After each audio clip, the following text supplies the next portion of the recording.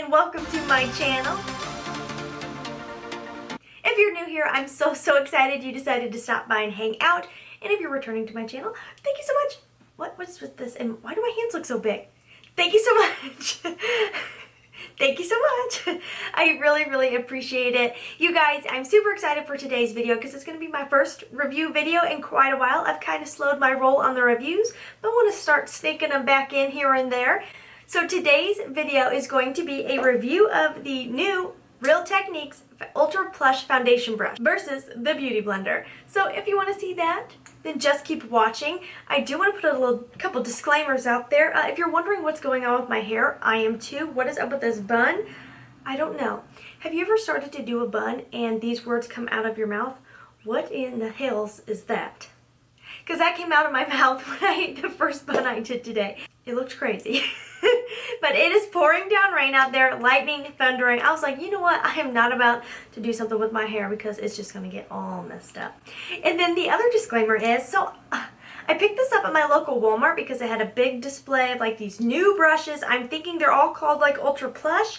I don't know if they're a Walmart exclusive or what the deal is. I can't find these online anywhere. So my apologies. Maybe it wasn't supposed to be out yet. Maybe it was like an exclusive.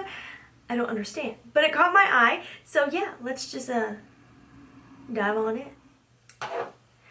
Okay, so I know I've used this foundation so many times, but since we're testing out a new tool, I want to be sure I'm using something I'm very familiar with, and I'm extremely familiar with the Flower Beauty foundation because I'm trying to use it up, so I've been using it every day for probably a couple months now. I am going to prime the face with this All-Star Primer by ColourPop because I'm also trying to use this up. I do like to use a mattifying primer with the Flower Beauty, but I don't have to.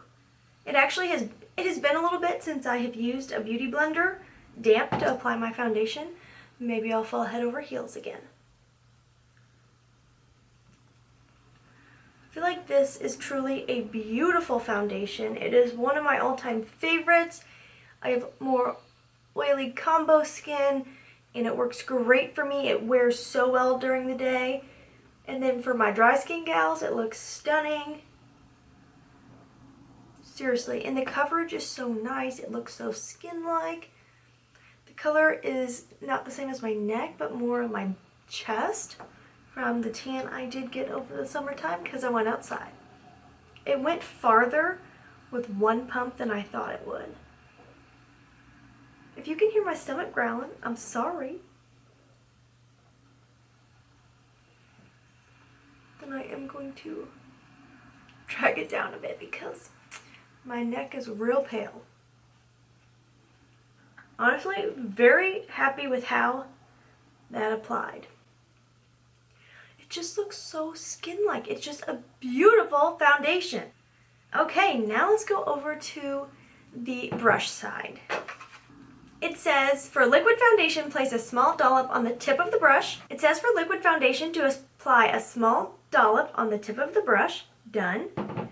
Dab it on the high points of the face and then blend out in a circular motion. So let's just try. Let's follow the instructions. To be fair, they created it. I would hope they know how it works best. I must say the brush is very soft. It is described as Ultra Plush.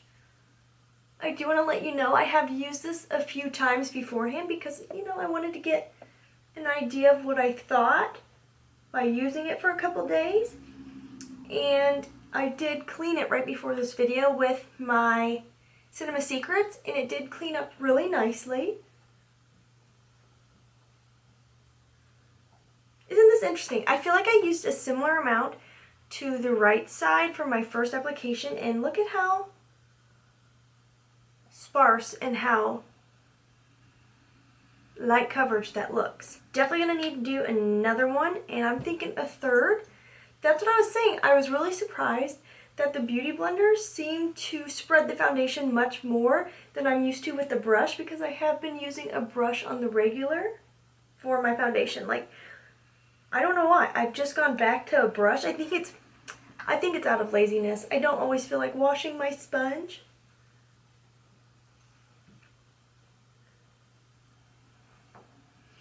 I still feel like I need more coverage to go with what's going on the right side.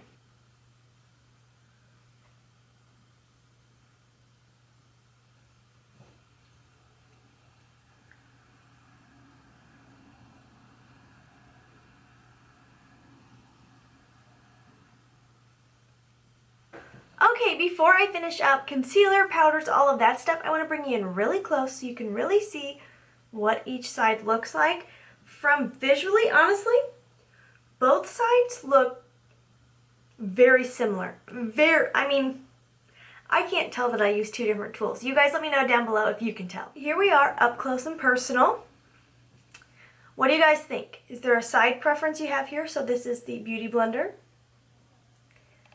This is the brush. What do you think? Let me know. I am going to finish up the rest of my face and then I'll check back in with you to give you my final thoughts. Okay, the whole face is on now. And honestly, when it came to concealer, powder, setting spray, highlighter, all that jazz, I did not see any real difference between how something applied on the Beautyblender side versus the brush side.